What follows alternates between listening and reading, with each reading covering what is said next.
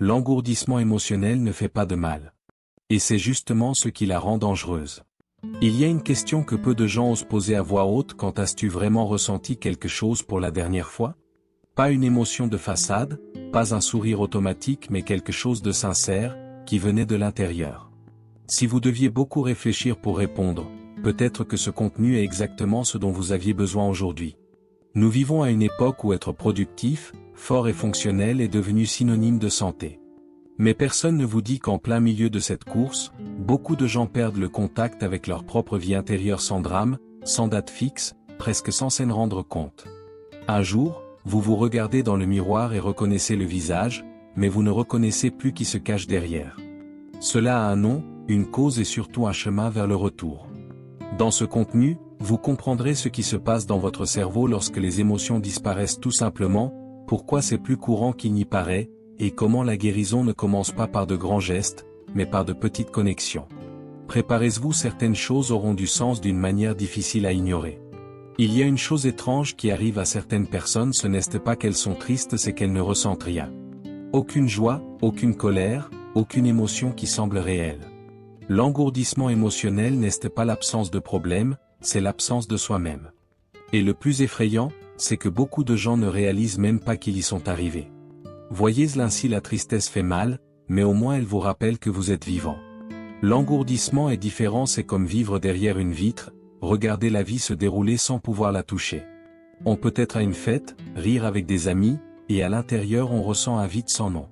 C'est une déconnexion silencieuse, presque indolore en surface, mais profondément troublante. Et voici le détail qui change tout: l'engourdissement émotionnel n'est ni une faiblesse ni une fioriture. C'est une réponse de votre système face à quelque chose de trop important pour être traité. Comprendre cela est la première étape pour arrêter de se faire reprocher de ne pas ressentir et commencer à vous demander: qu'est-ce qui m'a poussé à me déconnecter? Votre cerveau est, avant tout, un système de survie. Quand la douleur émotionnelle devient trop forte, elle fait exactement ce qu'elle ferait face à n'importe quelle menace physique: elle vous protège. Le détachement émotionnel est en réalité un mécanisme de défense sophistiqué, pas un défaut de caractère, mais une solution que votre système nerveux a trouvée pour vous maintenir debout quand tout semblait s'effondrer.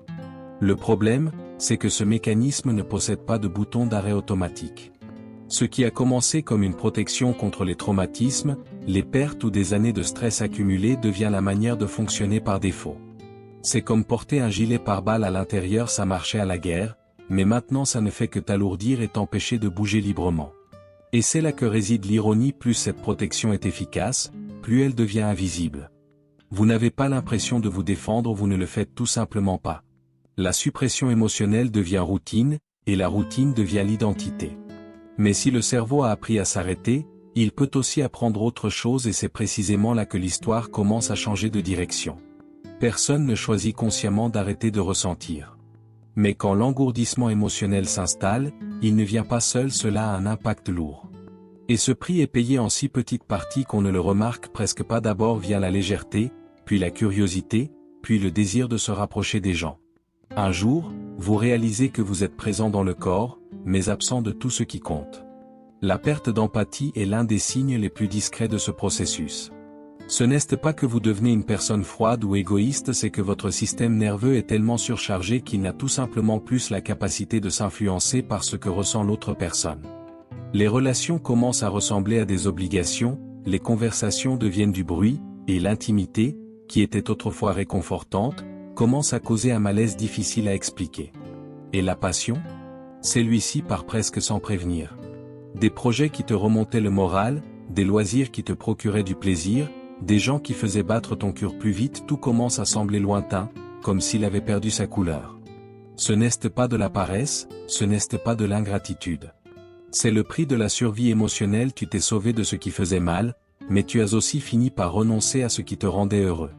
La bonne nouvelle, c'est que rien de tout cela n'est permanent, mais comprendre la profondeur de la perte est ce qui vous motivera à chercher véritablement la reconnexion. Si l'engourdissement émotionnel est la blessure, le stress chronique, les traumatismes et la dépression sont les couteaux. Pas nécessairement ensemble, pas forcément tous en même temps, mais chacun, à sa manière, érode la capacité du système nerveux à rester ouvert et réceptif. Le stress chronique, par exemple, n'a pas besoin de venir d'un événement majeur, il peut s'accumuler jour après jour, dans des emplois épuisants, des relations épuisantes, ou dans une routine qui ne faiblit jamais. Le traumatisme mérite une attention particulière ici, car il est souvent mal compris. Le traumatisme, ce n'est pas seulement ce qui était grand et effrayant, c'est toute expérience que votre système n'a pas pu pleinement traiter au moment où elle est arrivée. Une humiliation d'enfance, un rejet jamais digéré, des années à vivre dans un environnement imprévisible, tout cela laisse des marques que le cerveau apprend à contourner par la suppression émotionnelle. La dépression, en revanche, intervient dans cette équation d'une manière particulière. Ce n'est pas seulement de la tristesse, c'est aussi une absence.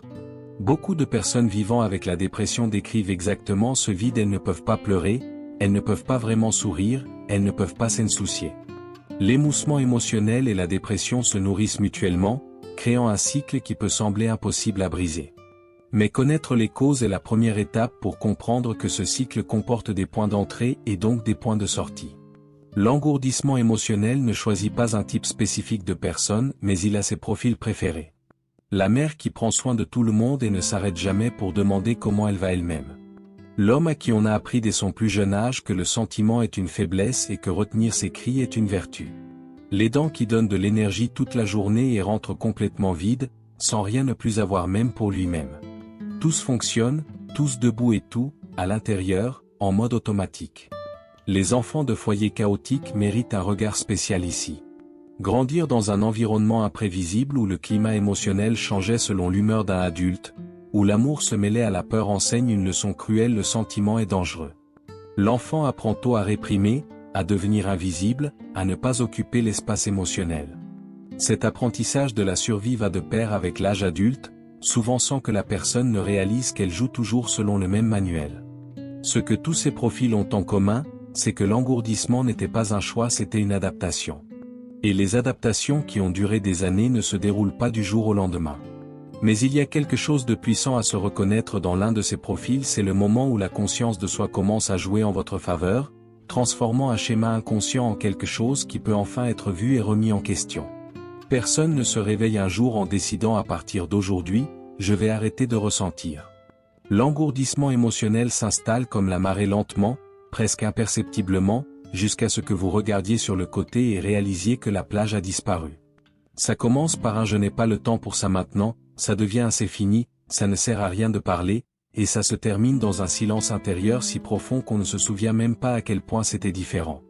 Le processus suit généralement une logique cruelle d'accumulation. Une perte non traitée ici, un chagrin avalé là, des années de stress sans exutoire et le système nerveux apprend que s'exprimer est inutile ou dangereux. La suppression émotionnelle cesse d'être un effort conscient et devient un réflexe. Vous ne réprimez plus parce que vous avez décidé, vous réprimez parce que vous avez oublié qu'il existe une autre façon de fonctionner. La chose la plus insidieuse dans ce processus, c'est qu'il se déguise souvent en maturité. J'ai appris à ne rien être affecté. Je suis plus rationnel maintenant. Je ne laisse plus mes émotions me contrôler. Des phrases qui ressemblent à l'évolution, mais qui cachent souvent une profonde déconnexion. Reconnaître cette différence entre une régulation émotionnelle saine et un engourdissement déguisé en contrôle est l'une des décisions les plus honnêtes que quelqu'un puisse faire avec soi-même. Voici l'une des informations les plus libératrices que les neurosciences aient découvertes ces dernières décennies. Le cerveau n'est pas fixe. Cela change. Il se réorganise. Elle crée de nouveaux chemins en réponse à de nouvelles expériences et ce processus porte un nom, la neuroplasticité. Qu'est-ce que cela signifie en pratique ? Qu'un cerveau qui a appris à s'éteindre peut aussi apprendre à se reconfigurer. Ce n'est pas de la poésie motivante, c'est de la biologie. Le système nerveux, entraîné par le traumatisme, le stress chronique ou la suppression émotionnelle répétée, développe des schémas de réponse qui semblent permanents mais ne le sont pas. Des études en neurosciences montrent que des expériences constantes de sécurité émotionnelle, de présence et de chaleur reconfigurent littéralement les réseaux neuronaux associés aux émotions. C'est comme ouvrir une nouvelle route sur un terrain qui n'avait que des sentiers fermés. Cela prend du temps, cela demande de la répétition, mais ça arrive. Qu'est-ce que cela change dans votre vie réelle ? Cela change la façon dont vous vous voyez dans ce processus. Vous n'êtes pas trop brisé pour être réparé, vous avez un système nerveux qui a fait de son mieux avec ce qu'il avait. Et maintenant, avec les bonnes conditions, ce même système a la capacité de se réorganiser, de retrouver la joie, la connexion et la présence. La guérison n'est pas un miracle, c'est la neuroplasticité en action. Si l'engourdissement s'installe lentement, l'éveil émotionnel ne se produit pas d'un coup. C'est un processus qui ressemble à la décongélation d'un membre anesthésié et quiconque y est passé sait que ce n'est pas vraiment agréable. Avant de la ressentir pleinement à nouveau, vous ressentirez des picotements, de l'inconfort, une étrangeté difficile à nommer. Ce n'est pas un signe que quelque chose a mal tourné. C'est un signe que quelque chose revient. Le dégel émotionnel commence généralement aux marges. Une chanson qui serre soudain la poitrine. Une scène de film qui fait pleurer à l'improviste. Une conversation qui touche à un endroit que tu jurais avoir fermé. Ces moments peuvent être effrayants après tout, vous avez passé longtemps sans être affecté par quoi que ce soit. Mais ce sont précisément ces petites fuites d'émotions qui indiquent que le processus de guérison est en cours, que la conscience de soi s'étend. Ce qui rend cet éveil douloureux, c'est qu'en plus des bonnes émotions, ceux qui ont été réprimés reviennent aussi. De vieilles blessures, des chagrins dépassés, une colère ravalée, tout fait partie du package. C'est tentant de refermer quand cela arrive. Mais c'est précisément à ce moment-là que la régulation émotionnelle intervient comme un outil, non pas pour réprimer ce qui arrive, mais pour créer un espace sûr où ces sentiments peuvent être vécus sans vous détruire dans le processus. L'engourdissement émotionnel se manifeste rarement accompagné d'un panneau disant « Je suis déconnecté de moi-même ». Il apparaît en costume.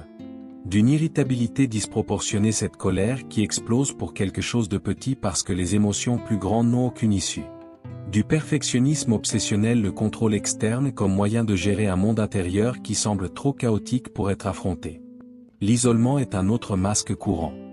Pas forcément l'isolement physique, parfois la personne est partout, mais n'est présente nulle part. Évite les conversations profondes, entretient des relations en surface, fuit toute situation nécessitant une réelle vulnérabilité. De l'extérieur, cela ressemble à de l'indépendance. À l'intérieur se trouve un système nerveux qui a appris que s'approcher trop peut faire mal, et que la sécurité émotionnelle n'existe qu'à distance.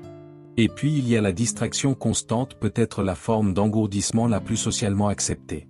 Écran, travail, consommation, mouvement incessant. N'importe quoi pour ne pas avoir à rester tranquille et chercher ce qu'il y a à l'intérieur. Si vous réalisez que le silence vous dérange profondément, que vous devez toujours être occupé pour vous sentir bien, il vaut la peine de vous demander qu'est-ce que j'évite de ressentir? Cette question simple et inconfortable peut être le début d'une conscience de soi qui change tout. La guérison de l'engourdissement émotionnel ne vient pas d'un grand bouleversement, d'une retraite spirituelle transformatrice ou d'une séance de thérapie qui résout tout d'un coup. Cela vient de l'accumulation. De petites expériences répétées de sécurité émotionnelle qui enseignent progressivement au système nerveux qu'il est possible de ressentir sans être détruit. C'est un processus silencieux, presque invisible dans la vie quotidienne mais profondément réel. Ce dont le cerveau a besoin pour se réorganiser, c'est de la cohérence. Une conversation honnête avec quelqu'un en qui tu as confiance. Un moment de pleine présence sans jugement. Un cri qui était permis au lieu d'être avalé.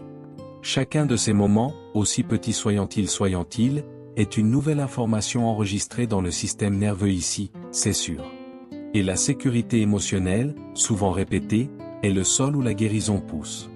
Il convient de mentionner que dans ce processus, la thérapie joue un rôle irremplaçable, notamment des approches comme l'EMDR, axée sur le traitement du traumatisme, ou la thérapie axée sur la compassion, qui agit directement sur la relation que vous avez avec vous-même. Mais même en dehors du bureau, chaque choix de se permettre d'être présent, de ne pas fuir immédiatement l'inconfort, de chercher la connexion plutôt que l'isolement, est une étape concrète vers la guérison. Le réengagement avec sa propre vie commence ici même par un petit geste, répété avec intention. Le corps contient tout ce que l'esprit a essayé d'oublier. Une tension dans les épaules qui ne disparaît jamais, une oppression dans la poitrine sans raison apparente, une fatigue que le sommeil ne résout pas, ce sont des signes d'un système nerveux toujours en état d'alerte, portant toujours le poids de ce qui n'a pas été traité. Et c'est précisément pour cela que la reconnexion avec le corps n'est pas optionnelle dans le processus de guérison, c'est la voie. La pleine conscience n'entre ici pas comme une mode de bien-être, mais comme un outil concret de régulation émotionnelle. Des pratiques simples comme 5 minutes de respiration consciente, une promenade en écoutant les sensations physiques, ou simplement nommer à voix haute ce que vous ressentez dans votre corps en ce moment commencent à rétablir la communication entre l'esprit et le système nerveux. Des livres comme The Body Keeps the Scoreboard, de Bessel van der Kolk, montrent en profondeur comment ce processus fonctionne et pourquoi le corps doit être inclus dans la guérison. La reconnexion corporelle peut aussi se faire par le mouvement yoga, danse, toute pratique qui vous place à l'intérieur de votre corps et non seulement dans votre tête. Il n'est pas nécessaire que ce soit parfait ou intense. Il faut que ce soit cohérent, surtout, bienveillant. Chaque fois que tu t'arrêtes, respire et demande ce que je ressens en ce moment, tu entraînes le système nerveux à faire confiance à ta propre expérience intérieure à nouveau et cette confiance, reconstruite brique par brique, est le fondement de tout ce qui vient ensuite. Se réengager dans la vie ne signifie pas se réveiller une journée pleine d'excitation et de certitude.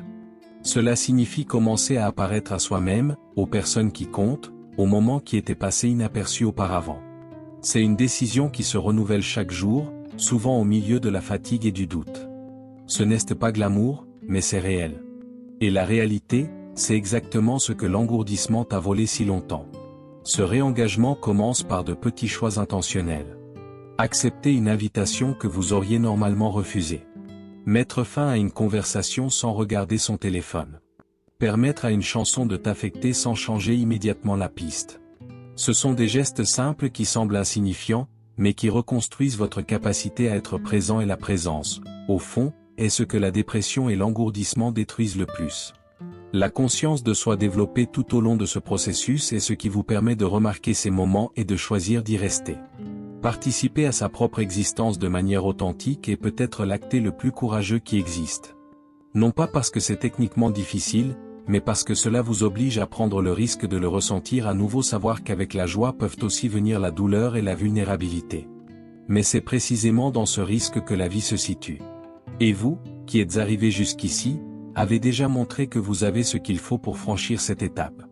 La question maintenant n'est pas de savoir si vous en êtes capable, c'est quand vous déciderez de commencer. Vous êtes arrivé jusqu'ici et cela en dit long sur vous. Il a lu sur l'engourdissement, sur les mécanismes de défense, sur le prix que le système nerveux paie lorsqu'il se charge trop. Mais l'information seule ne transforme rien. Ce qui transforme, c'est ce que vous en faites à partir de maintenant.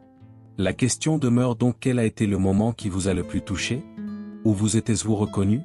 Car c'est précisément là, dans cet inconfort de se voir dans une description, que le processus de guérison commence vraiment.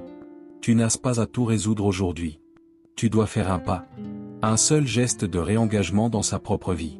Et si vous voulez poursuivre cette conversation, abonnez-vous à la chaîne et activez les notifications car il y a encore bien plus à ressentir.